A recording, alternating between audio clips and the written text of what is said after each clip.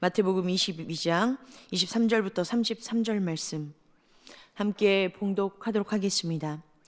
부활이 없다는 사두개인들이 그날 예수께 와서 물어 이르되 선생님이여 모세가 일렀으되 사람이 만일 자식이 없이 죽으면 그 동생이 그 아내에게 장가를 들어 형을 위하여 상속자를 세울지니라 하였나이다.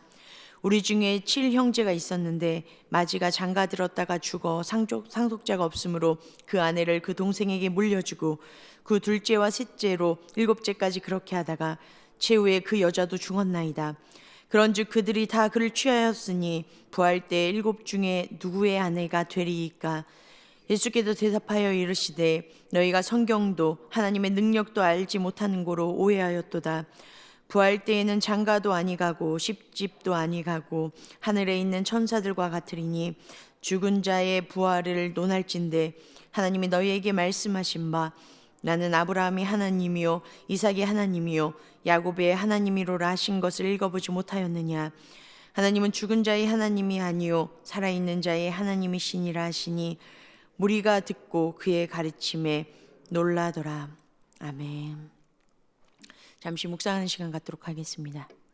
이렇게 나오신 또한 삶의 자리에서 예배하시는 우리 연성도님들을 환영하고 축복합니다. 오늘도 말씀하시는 그 주님의 음성이 우리 성도님들의 마음과 삶 가운데 실제가 되어지는 놀라운 하루 되어지시길 간절히 축복합니다.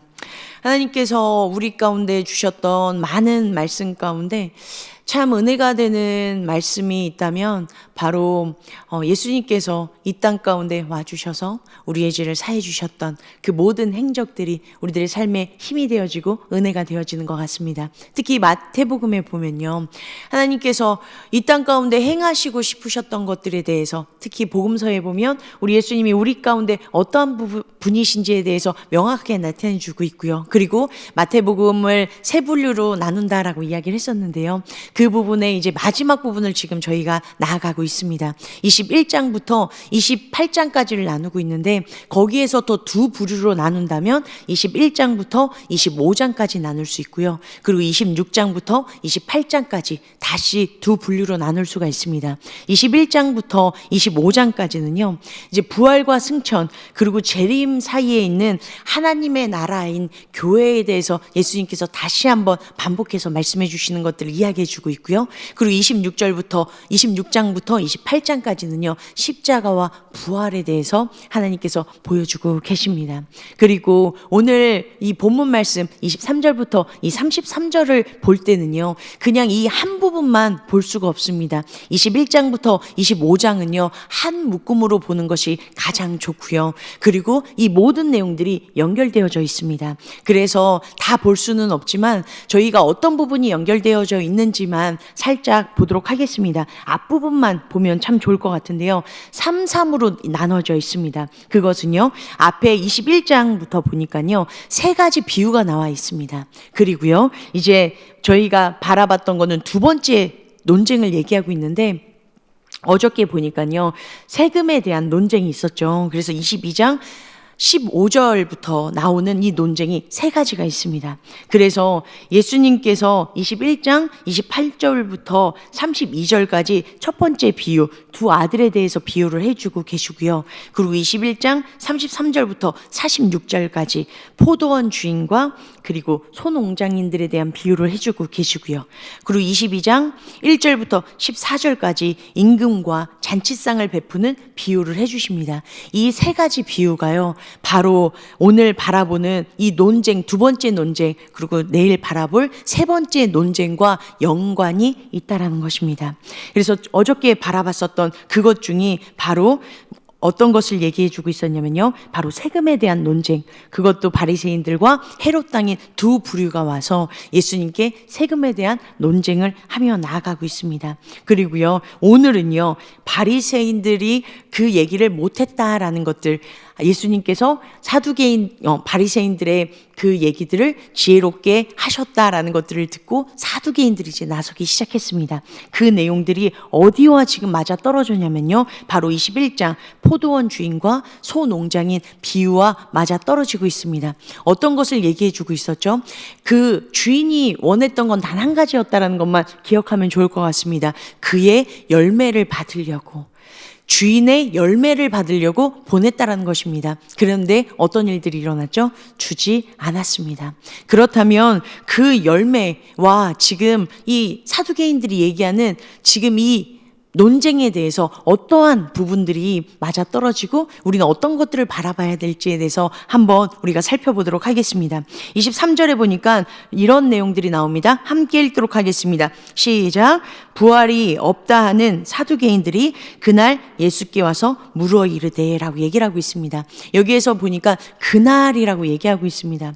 여기에서 시간적으로 동일한 날이다라는 것들을 지시하는 것보다는요, 이 앞에 있는 세금 논쟁과 이 뒤에 있는 사두개인의 이 부활 논쟁이 이어지고 있다라는 것을 표현해주고 있는 부분입니다. 그리고요, 사두개인들에 대한 특징을 앞부분에 이야기를 해주고 있는데요, 사두개인의 특징은 뭐라고 얘기하고 있죠? 부활이 없다라고 얘기를 하고 있습니다. 사두개인은요, 솔로몬 시대에 대제사장인 집안입니다. 사독이라고 알고 계시죠? 대제사장 사독의 집안입니다. 그래서 사두개인이라는 이 어원이요, 이 사독에서부터 시작되어집니다. 그래서요, 이들은요, 대제사장, 제사장 직분을 가지고 있는 기득권자이들입니다. 그래서 이들은요, 특징이 있는데 어떤 성경만 그들이 취하냐면 구약 성경 중에 저희는 39권을 다 취하지 않습니까? 그런데 사두개인들은요, 모세 오경만이 정경으로 취하고 있습니다. 왜냐하면 이들은요, 제사장 직분을 가지고 있기 때문에 모세 오경에만 제사장에 대한 모든 내용들이 들어가 있기 때문에 다른 내용들을 취할 필요가 없다라고 생각했습니다. 그렇기 때문에 부활이 없다라고 이들이 얘기하는 이유는 뭐냐면요, 모세 오경에는요, 부활에 관련된 말씀이 적혀져 있지 않기 때문입니다. 어디에 적혀져 있냐면요, 이사야서 26장에 그리고 다니엘서 12장에 이 내용들이 나와 있습니다. 그렇기 때문에요, 바리새인들은요, 이 모든 것들을 포괄적으로 다 취합니다. 그런데 사두개인들은요, 모세 오경만 취하기 때문에 지금 부활은 없다라고 말하고 있다라는 것입니다. 부활이 없다 하는이라는 이 하는이라는 것은요, 말하다라는 레고의 어원에서 나온 것입니다. 그리고 이것이 시제가 현재를 나타내고 있는데요, 뭘 얘기하고 있냐면요, 지금도 반복해서 계속 얘기하고 있다, 그것을 주장하고 있다라는 것을 이야기를 해주고 있습니다.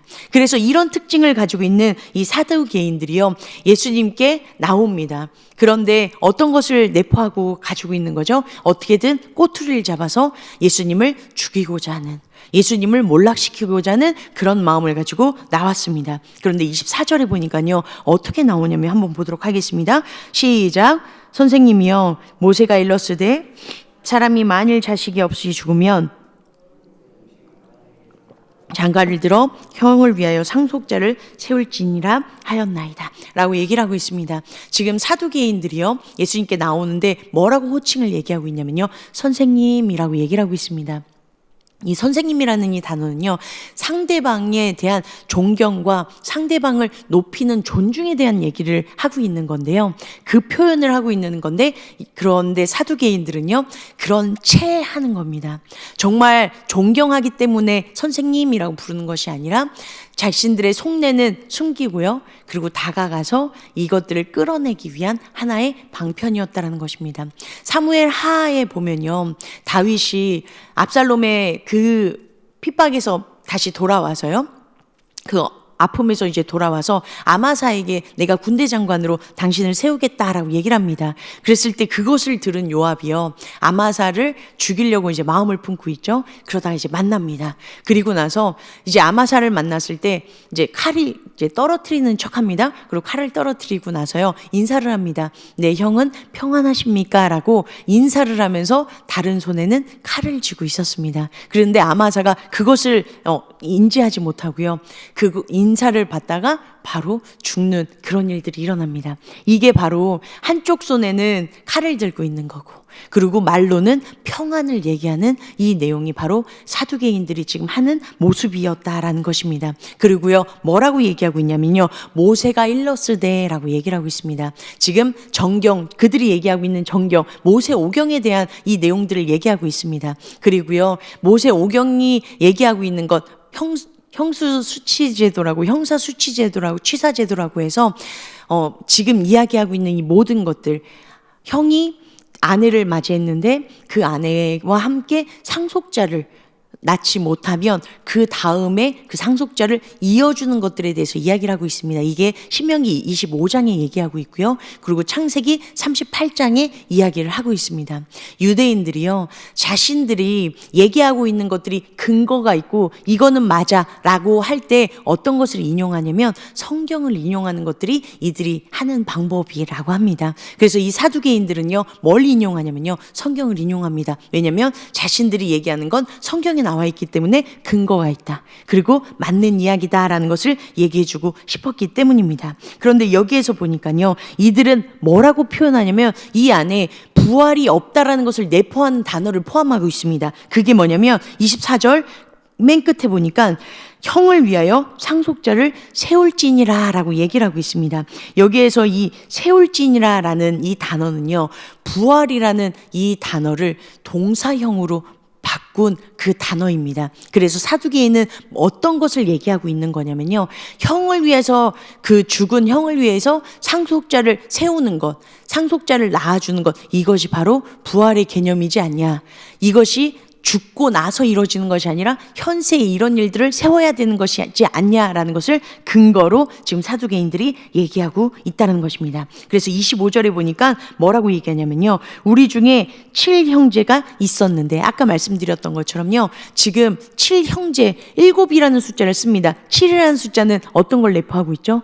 완전수를 내포하고 있습니다. 그렇기 때문에 7형제가 있다. 근데 이 7형제가 다 상속자가 없이 죽었다. 그렇다면, 그리고 한 명의 여인이 있는데 이 여인이 죽는데 어떻게 할 거냐라는 것들에 대해서 지금 이야기를 하고 있다라는 것입니다. 그런데 여기에서 우리 중에라고 얘기를 하고 있습니다. 그러면요, 지금 자신들의 상황 가운데 있다라는 것을 얘기해 주고 있고요. 그냥 얼토당토 있었던 얘기가 아니라 이 얘기는요, 민간 전승에서 흘러나오는 실제 있었던 일이다라고 이야기를 한다라는 것입니다. 우리는 없는 건데요, 외경이라고 해서 공동 번역에는 외경이라고 해서 토비서라는 것이 있습니다. 그런데 토비서 3장에 보면요, 이 내용이 나오고 있습니다. 죽은 형을 위하여서 취하는 이 일들이 일어나는 것들에 대해서 구체적으로 적혀져 있습니다. 그렇기 때문에 민간 전승에서 지금 이렇게 얘기하고 있습니다. 그렇다면 어떻게 대답을 할 것입니까? 라고 예수님께 지금 얘기를 하고 있고요, 논쟁을 시도를 하고 있습니다. 그리고 아마 이들은 생각했겠죠. 대답하지 못할 것이다. 이거에 대해서 어떻게 지금 얘기를 할 수 있겠냐라고 얘기를 합니다. 그런데요, 우리 예수님께서는요, 지금 어떤 것들로도 어저께 말씀하셨던 그 말씀에서 세금 논쟁 때도요, 전혀 사람들이 생각할 수 없는 방법으로 대응해 주셨던 것처럼 오늘도 이 부활에 대해서 이들은요, 절대 이건 반박할 수가 없어. 왜냐하면 근거가 다 성경에 있고 이거는 모순이 되기 때문에 이 모순적인 것들을 반박할 수 있는 능력은 없을 거야 라는 그런 승리의 그런 마음을 가지고 예수님께 나아갔을 것입니다. 그런데요, 예수님께서는 전혀 그런 것들에 개의치 않습니다. 그리고 예수님께서 어떻게 하시죠? 29절 함께 읽도록 하겠습니다. 시작. 예수님께서 대답하여 이르시되 너희가 성경도 하나님의 능력도 알지 못하는 거로 오해하였도다 라고 얘기를 하고 있습니다. 뭐라고 얘기하고 있냐면요, 지금 보면 알지 못하는 거로 오해하였도다 라고 이제 이야기를 하고 계시는데요, 여기에서 이 뉘앙스를 봤을 때 과격하게 들리세요? 아니면 좀 유순하게 들리세요? 저는 이 뉘앙스를 딱 봤을 때 너무 유순하다라는 느낌이 들었습니다. 그런데요, 원래 실제적인 표현은요, 이렇게 얘기를 합니다. 알지 못하는 거로 오해였도다라는 것은요, 원래는요, 무지하기에 올바른 길에서 벗어났다. 그리고 네가 지금 잘못된 길로 가고 있다라고 예수님께서 질책하고 계십니다. 예수님께서 이거에 대해서 혼내고 계시는 그 뉘앙스를 가지고 계시다는 것입니다. 그 근거가 뭐죠? 너희가 성경도 하나님의 능력도 모른다라고 얘기를 하고 있습니다. 성경은요, 여기에서 얘기하는 39권을 얘기하는 것보다 이들이 뭘 이야기한다고 그랬죠? 정경인 모세오경을 얘기하고 있다고 얘기했습니다. 그렇기 때문에 너네가 알고 있는 이 정경도 모세오경도 지금 너네가 모르고, 그리고 하나님의 능력도 알지 못한다라고 얘기를 하고 있습니다. 하나님의 능력이 어떤 분이시죠? 죽은 자도 살리시는 하나님.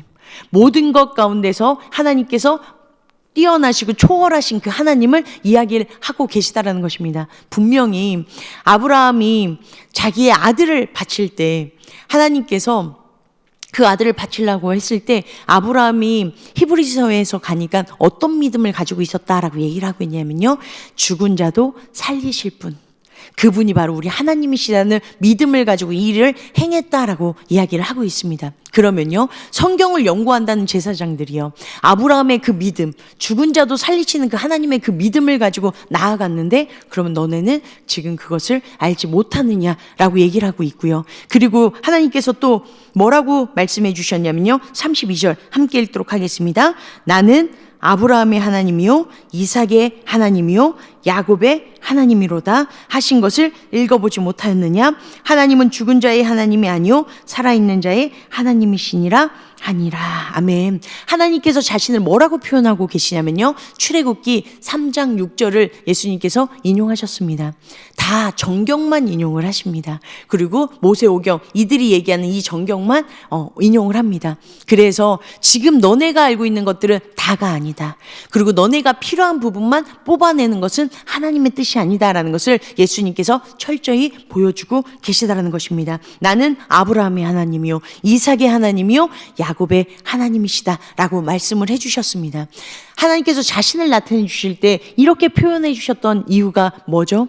모세가 자기가 갈 수 없습니다, 가지 못할 것 같습니다 라고 했더니 나는 살아있는 자의 하나님, 나는 스스로 있는 자다라고 얘기를 했다는 것입니다. 죽은 자의 하나님이셨다라면 그러면 지금 고통하고 신음하는 이들을 구원해 줄 능력이 없다라는 것입니다. 그렇기 때문에 나는 아브라함, 이삭, 야곱의 하나님, 살아있는 하나님, 지금 너네들 삶 가운데 실제하고 있는 하나님이기 때문에 이 모든 신음 가운데, 아픔 가운데서 건져내실 분, 그분이 누구시다? 우리 하나님이시다. 그렇기 때문에 죽은 자의 하나님이 아니다라고 하나님께서 출애굽기에서 자신을 계시해 보여주셨습니다. 그렇기 때문에 예수님께서도 지금 말씀해 주시는 건 뭐냐면 우리 하나님께서는 살아계신 하나님이시기 때문에 너네가 생각하는 그런 일들이 전혀 맞지 않다. 그리고 부활이라는 것, 이것이 살아계신 하나님의 증거로 인하여서 일어나는 증거다라는 것을 보여주고 있다라는 것입니다. 그리고 하나님께서 지금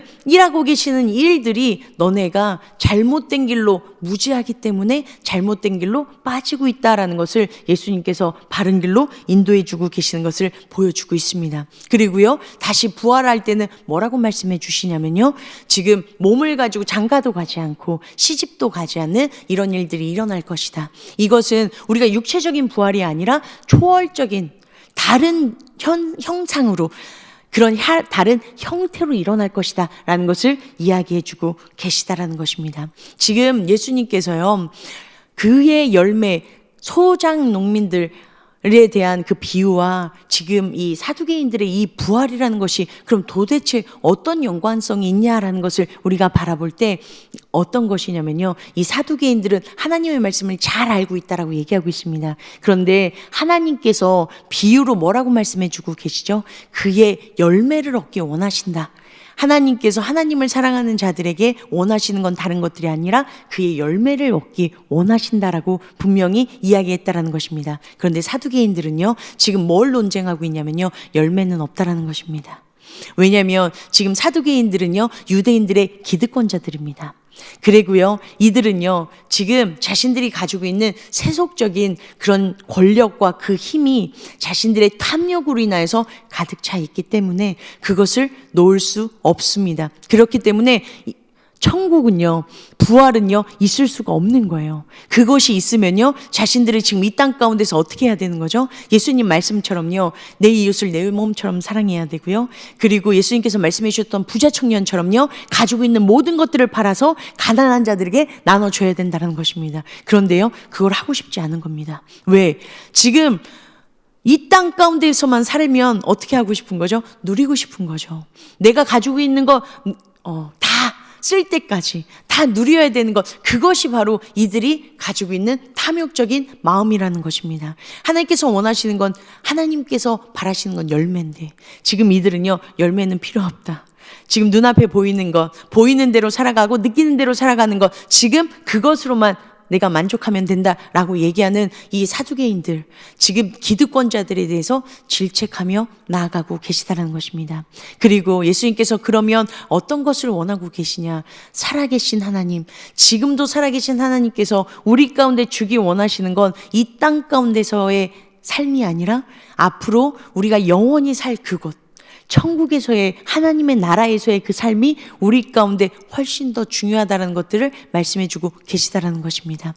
그래서 예수님께서는요, 지금 이 사두개인들에게 말씀을 해 주시면서 우리에게 뭐라고 말씀해 주고 계시냐면요, 우리도 지금 보여지지 않기 때문에 하나님께서 지금 나와 함께하고 계시다라는 것과, 그리고 하나님께서 우리에게 선물로 주신 그 하나님의 나라가 있는 것처럼 살아계시는 분들이 계신 반면에는요, 보이지 않기 때문에 하나님이 항상 늘 나와 함께 하신다라는 것과, 보이지 않는 그 천국이 나에게 선물로 주어져 있다라는 것들을 믿지 않고 살아가는 사람들도 참 많이 있다라는 것입니다.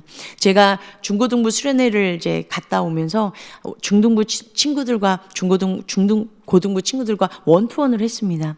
그런데 이제 많은 친구들이 주님의 은혜를 경험을 했고요. 그런데 특징이 있습니다. 우리 중등부 친구들의 많은 특징들이요, 어떤 거냐면 혼란스럽고 의심을 하는 그런 딱 시기입니다. 왜냐면요, 제가 물어봤어요.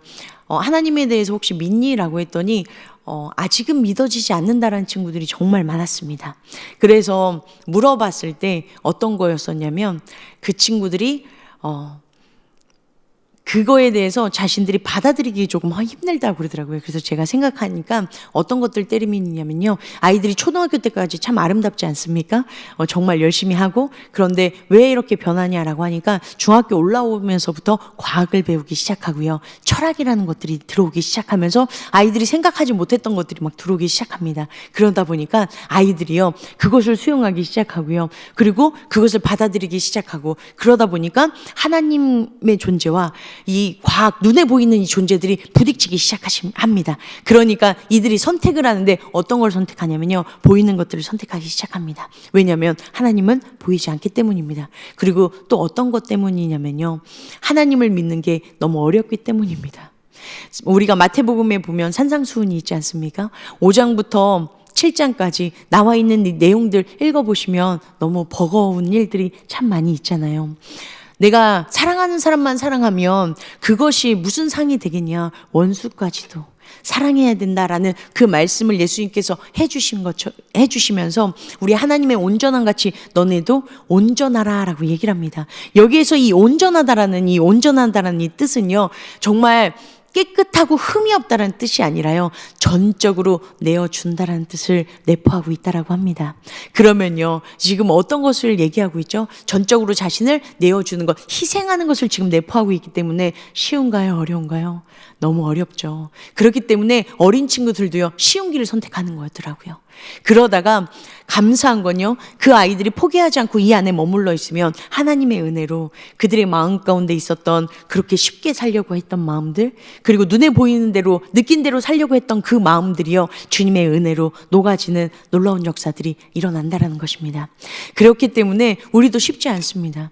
보이지 않는 그 하나님을 믿는 것, 그리고 보이지 않는 그 하나님께서 우리에게 선물로 주신다라는 그 천국을 붙잡으며 이 땅 가운데 이방인처럼 나그네처럼 정말 예수님께서 말씀해 주셨던 것처럼 하나님 사랑하고 이웃을 사랑하는 것, 전적으로 내어줄 수 있는 것, 이것이 생각보다 어렵다는 것입니다. 그렇다면요, 살아계신 하나님이 내 삶 가운데 실제가 되어질 수 있는 그 비결은 무엇일까요? 바로 지금도 살아계시는 그 하나님을 나타내 주시는 성령님으로 우리가 충만할 때, 우리의 눈에 보여지지 않지만 내 삶 가운데, 우리들의 삶의 실제 가운데 실제하신다는 그 놀라우신 은혜를 우리가 경험하며 나아갈 수 있는 은혜가 우리 가운데 있다라는 것입니다. 토미 테니 목사님께서 쓰신 저서 중에 간절한 매달림이라는 그런 책이 있는데요. 거기에 이렇게 말씀해 주고 계십니다.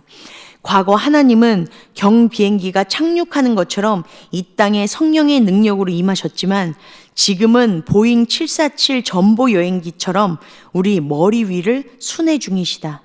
하나님은 교회 안뿐만 아니라 교회 밖에까지 강력한 충격을 주실 정도로 놀라운 임재의 장소를 찾고 계신다. 어떤 곳에 그런 일이 임할 것인가? 우리가 준비한 빈 그릇의 크기에 따라 달라질 것이다.